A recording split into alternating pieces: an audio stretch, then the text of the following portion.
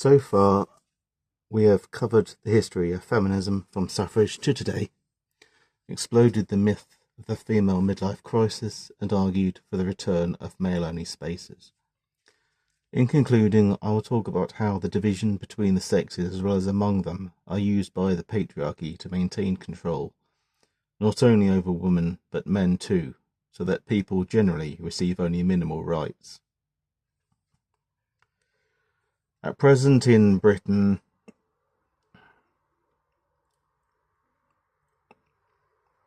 women stand in government almost equally to the men now, with the creation of a department for women.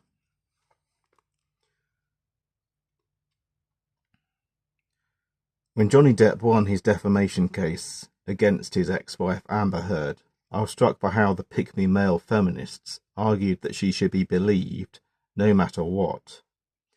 This was in spite of the fact that evidence had come to light revealing nothing about the case was what it seemed. Depp has never been an angel, that much is certain. His violent run-ins with the paparazzi are well known and go back to the mid-1990s. Yet to date, none of his former wives and girlfriends have ever claimed he was abusive to them in any way. The same cannot be said of Heard. Raised by her father, she went into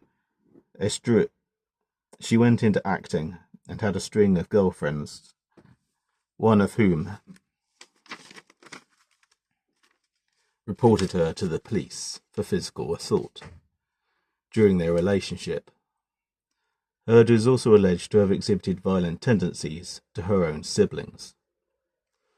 We all know what the outcome of that trial was, for the evidence was obvious for all to see. At the same time, however, goaded by the reactions of the so-called woke media, saw the overturning of Roe v. Wade, exposing deeper and more extensive divisions within US society.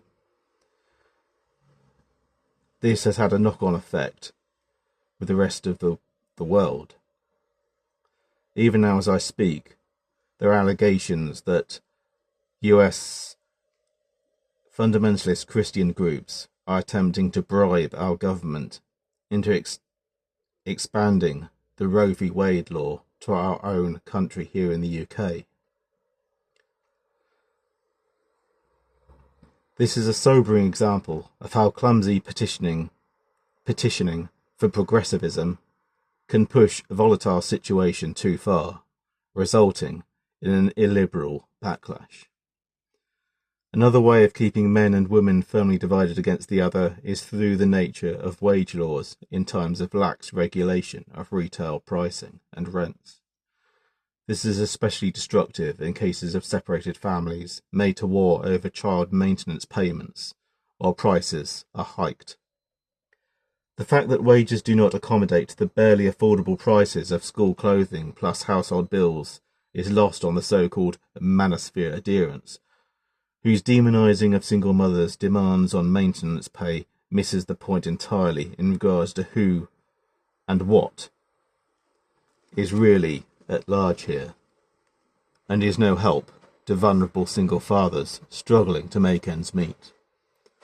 Yet even the likes of the demonstrable Andrew Tate and other online lifestyle grifters are in fact an asset to the powers that make their buck of our sweat and toil, while finding in them another tool to keep the people at each other's throats, instead of uniting against them. Can you see a pattern emerge here?